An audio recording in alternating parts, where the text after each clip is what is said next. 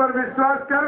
अब मैंने नाम रूपी नौका लगा दिया, तू इस पर विश्वास के साथ बैठ जा और अपने घर की तरफ चल, मैं तुझको तेरे घर पहुंचा दूंगा। इससे सरल तुम्हारे लिए और क्या हो सकता है या कोई कर सकता है काम। देखिए कैसी मती मारी गई तुम्हारी। यही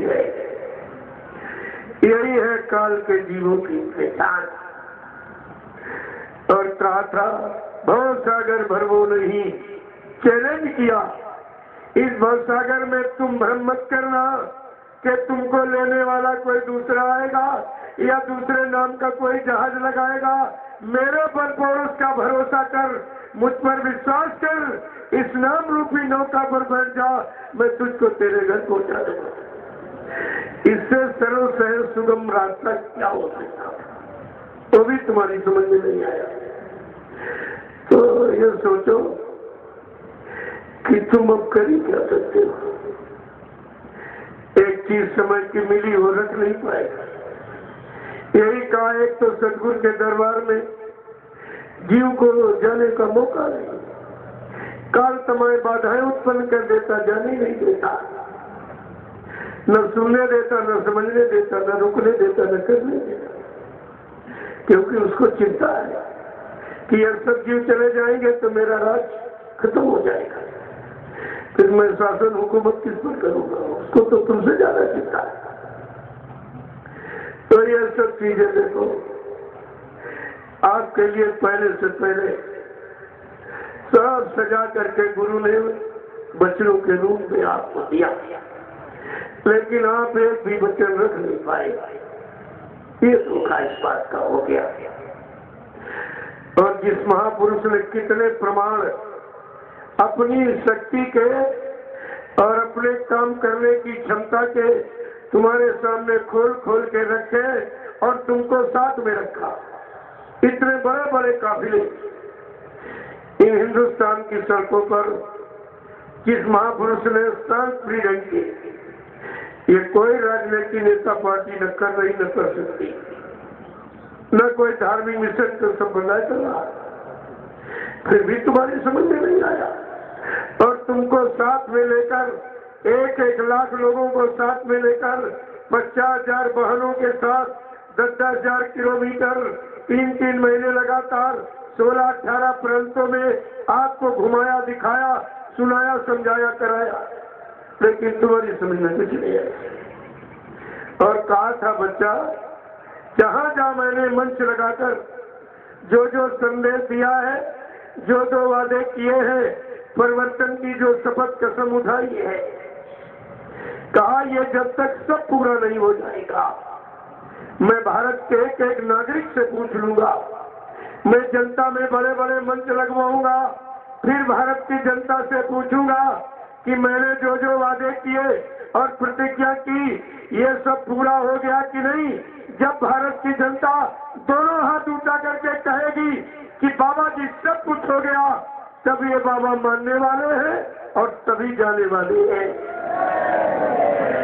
मैं आपसे पूछता, क्या ये झूठ का दिया? क्या गुरु जी सब झूठ बोलते हैं? क्या झूठ बोल बोल के हमें आपको इकट्ठा किया और बीच में झूठ बोल के भी न बचा चली, तो फिर नामदान देने का मतलब क्या? और हमको आपको नामदान लेने का मतलब क्या?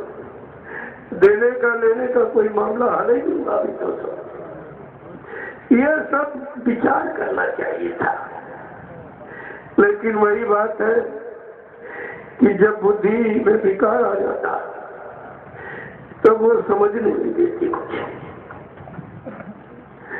एक एक चीज को देखो, कहा था बच्चा मैं वो गांधी महात्मा नहीं जो चूक जाऊं, वो गोली के शिकार हो गए, लेकिन मुझको मारने के लिए अभी सृष्टि में कोई गोला बारूद तैयार नहीं, न मुझे कोई मार सकता है, न मुझे कोई धोखा दे सकता है, न मुझे कोई धन दौलत सामान से खरीद सकता है।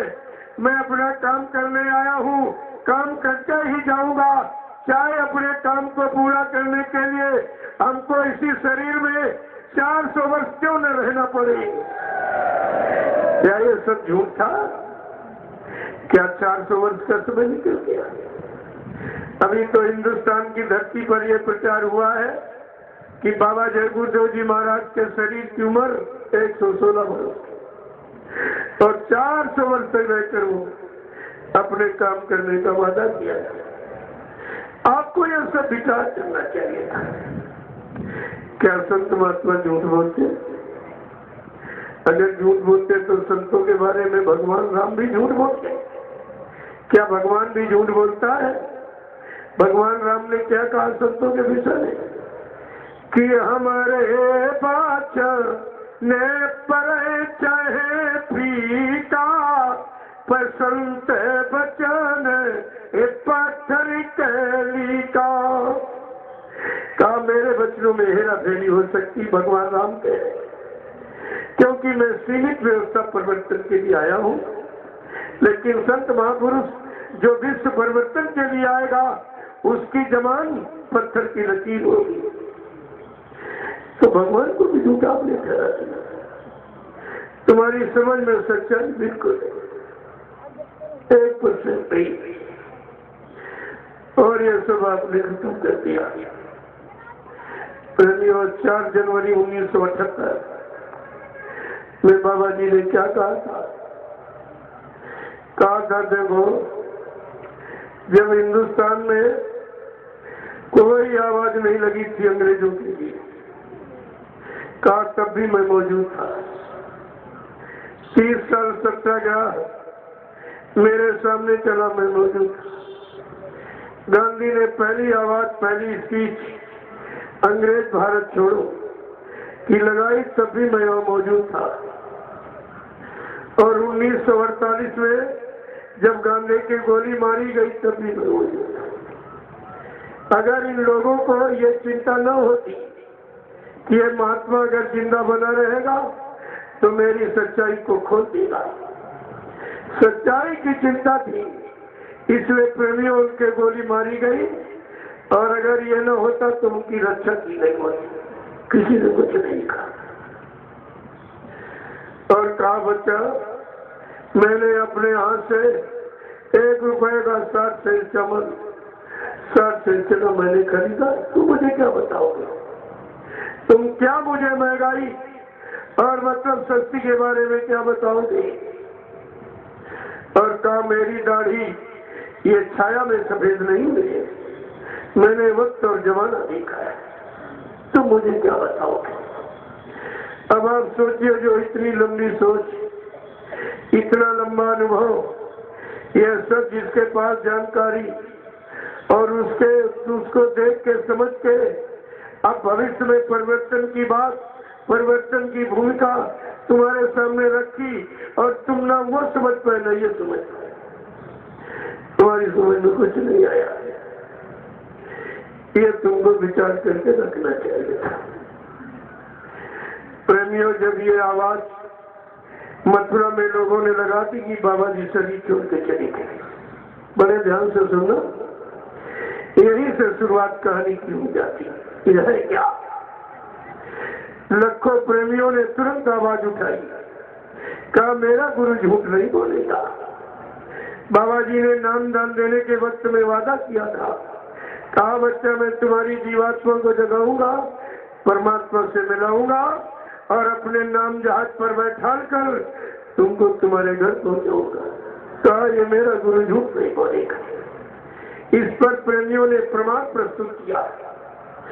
आप लोग गए होंगे, देखा होगा, प्रेमियों ने हाईवे जाम कर दिया और कहा जो तुम असली नकली शरीर बना के ले आए हो, इसके ऊपर का कपड़ा हटा दीजिए और बड़े मंच पर रख दीजिए। हिंदुस्तान का पूरा प्रेमी मौजूद सब अपनी आंख से देख लेगा, कोई शंका नहीं रहेगी। इतना कहने पर वहां प्रशासन से लाठीचार्ज करा दिया गया, बैरिकेडिंग बढ़ा दिया गया। ये क्या है सर? अरे जहाँ गुरु का दरबार, वहाँ ये सब करने की क्या जरूरत? क्या इसके पहले इतने बड़े बड़े कार्यक्रम मथुरा आश्रम पर होते थे? क्या कभी ऐसी इस तरह की पाबंदी वहां लगाई गई?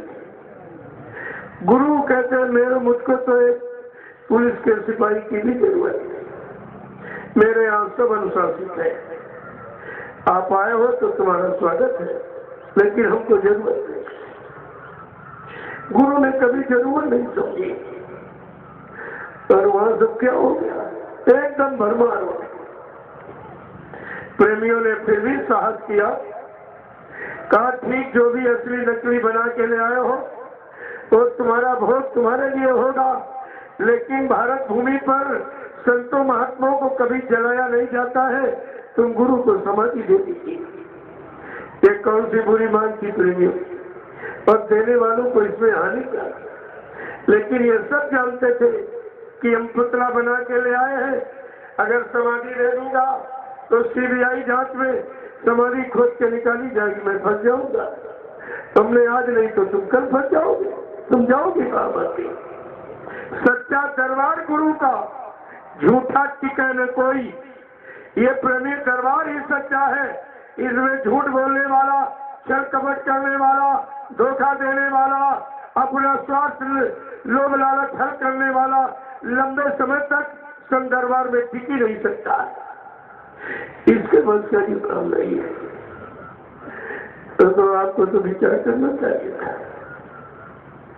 प्रेमियों, मैंने 6 प्रश्न किए।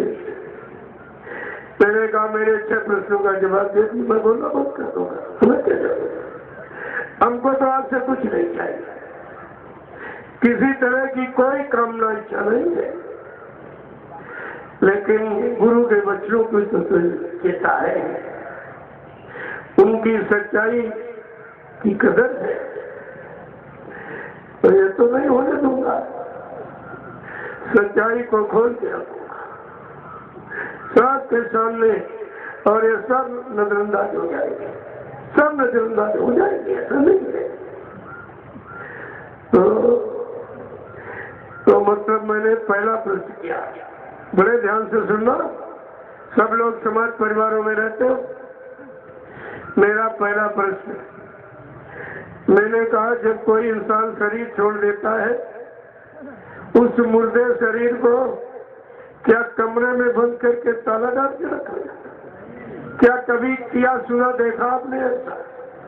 अगर ऐसा करो तो पुलिस उठा के तुरंत बंद कर देगी, तो कि लाश को क्यों छिपा रहा, या तो जहर दे के मारा या फांसी लगा के तभी लाश को छिपाता। जबकि इन लोगों ने क्या कहा कि बाबा जी बीमारी हालत में उनको मेदांता हॉस्पिटल गुड़गावा हरियाणा के लिए कहते हम ले गए, ये कह रहे हैं। और ये देश में प्रचार करा दिया कि सब लोग स्वास्थ्य सेवाएं बढ़ा के दो, बाबा जी को 60% आराम हो गया। प्रेमी जन एकदम कुर्बान हो गए, सेवाएं बढ़ा के स्वास्थ्य सेवाएं देने लगे। कुछ समय के बाद इन लोगों ने प्रचार किया कि डॉक्टरों ने जवाब दे दिया, इनको मत लेना। देखिए नाटक देखिए आपने, कहा इनको मथुरा ले जाओ, और इन लोगों ने कहा कि 2 बजे दोपहर में मैं मथुरा आ गया। इनके कहने के अनुसार बाबा जी जिंदा थे 2 बजे मथुरा। जब जिंदा थे तो कमरे में बंद करके ताले रखा। अरे अपने घर में भी कोई शंका थी, आश्रम उनका, घर उनका, परिवार वालों उनका था। क्या परिवार में कोई घटना हो जाती तो परिवार वालों को दिखाया नहीं जाता है? दिखाया नहीं, जब परिवार में कोई आदमी विश्वास नहीं करेगा। तो कहा 2 बजे मथुरा, और मौत का प्रचार कब किया? रात्रि को 9:52 पर कहा बाबा जी शरीर छोड़ गए। तुम सब लोग पढ़े लिखो, जरा हिसाब लगाइए कि 2 बजे से रात 9 बजे तक कितना समय निकला? 7 घंटे का, यानी 7 घंटे बाबा जी जिंदा रहे, और 7 घंटे में किसी को दिखाया नहीं गया और कमरे में बंद करके ताला डाल के रखा गया। ये क्या है? अरे ये सब बताना पड़ेगा, ये तुम्हारा नाटक चाटक चलने वाला नहीं समझ वाला। ये सब कितनी, तो कहने का मतलब है, मेरा यही प्रश्न था कि भाई जब कोई शरीर छोड़ देता है, क्या मुर्दे शरीर को कमरे में बंद करके ताला डाल के रखा जाता? या मुर्दे के शरीर को कोई शीशे में बंद करता, या मुर्दे के शरीर पर इतना कपड़ा लपेट दिया जाए किसी को दिखाई न दे, या मुर्दे की लाश को मैदान में खोल के रखा जाए। यह सब परिवार समाज में आप लोग रहते रोते, लेकिन फिर वहां ये क्यों किया गया? और तुम्हारी मौजूदगी में क्या तुम्हारे पर इसका दोष नहीं है? वो नाटक करने वाले 5 लोग थे, तुम करोड़ों थे। तुमने क्या किया? तुमने अपने गुरु के लिए क्या किया?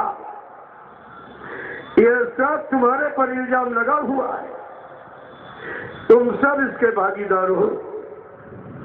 प्रेमियों, मेरा दूसरा प्रश्न, मैंने कहा जब कोई इंसान शरीर छोड़ देता है, परिवार का सदस्य अपने मुर्दे शरीर के लिए क्या गांव मोहल्ले शहर कस्बों में रुपया पैसा सेवा चंदा मांगता? क्या कभी आपने ऐसा सुना देखा? अरे आंसू बहाता है, दुख मनाता है कि चंदा मांगता है? लेकिन इन जल्लादों ने क्या किया? इतनी खुशी इनको 5 करोड़ सेवा वसूल ली और तुमने दी है। तुम दोनों दोषी हो, देने और लेने वाला दोनों दोषी। जिसने तुम्हारे गुरु का पुतला जलाया, प्रेमियों, पुतला रावण का जलता है, क्या गुरु रावण था? तुमने जो और उनको इनाम दिया 5 करोड़ का, क्या तुम कम दोषी हो? ये अपराध तुम्हारे पर भी लगा हुआ है। तीसरा प्रश्न, जब कोई इंसान शरीर छोड़ के चला जाता है, तो जो मुर्दे में आग लगाता शरीर में, तो 13वीं उसके घर में होती कि पूरा जिला 13वीं मनाता? कहा उसके घर में होती। हमने तुमने क्या कि पूरे हिंदुस्तान में मनाया? ये कौन सा नियम निकाला तुमने? जिसने पुतले में आग लगाई, एक नया पैसा उसने खर्च नहीं किया, और तुम सबको गवाही साक्षी बना के तुम्हारे द्वारा बाल बुड़वा के 13वीं मना करके ये सिद्ध करा दिया कि बाबा जी मर गए। ये तुमने मौत का कलंक लगाया है, लिहाजा सजा तुमको ही भोगनी पड़ेगी। अरे तुम्हें तो ये सब विचार करना चाहिए। हिंदुस्तान की धरती पर कितने संत महात्माओं के आश्रम है, तुम कहीं जाके पता लगा लेते किसी महात्मा के शरीर छोड़ने पर उसको जलाया गया या समाधि दी गई। महात्मा के शरीर छोड़ने पर कभी दाढ़ी बाल बनवाई जाती है, महात्मा के शरीर छोड़ने पर कभी 13वीं की जाती। तुमने ये किया क्या? ये है सांसारिक रीत रिवाज। जो सांसारिक व्यक्ति भोगों की जिंदगी जीता है और पाप कर्म करता है, कहा इसको शरीर को जला दो, इसने कोई अच्छा काम नहीं किया, और कहा इसने बहुतों का खाना खाया, खिलाया नहीं, ले लिया, दिया नहीं, चलो इस लेन देन के लिए एक भोजन करा दो तो इसका कुछ पाप उतर जाएगा। ये सांसारिक रीति रिवाज है। तो मैं आपसे पूछा कि बाबा जी सांसारिक आध्यात्मिक नहीं थे, संत नहीं थे, सदगुरु नहीं थे, अनामी महाप्रभु नहीं थे, सर्वसमर्थ नहीं थे। आपने निपट संसारी सिद्ध करके संसारी रीति रिवाजों में सदगुरु दयाल को तोड़ दिया, लिहाजा ये सजा तुम सब पर लगी हुई है। ये मटक सूतक भूत सब पर लग गया। ये कहाँ उतारने गया है? कोई उतारने वाला? देखिए, एक वचन दीजिए। मैंने प्रेमियों, मेरा चौथा प्रश्न था। ये दोनों लोग कह रहे हैं, कहते मैंने गुरु के शरीर को नहलाया, मैंने उनके कपड़े बदले, हमने बड़ा अच्छा किया।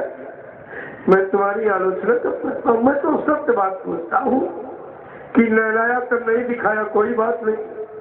जब कपड़े बदल लिए थे तो 5-7 लोग बड़े मंच पर खड़ा कर देते, हिंदुस्तान का पूरा प्रेमी वहां मौजूद था, अपनी आंखों से देख लेता।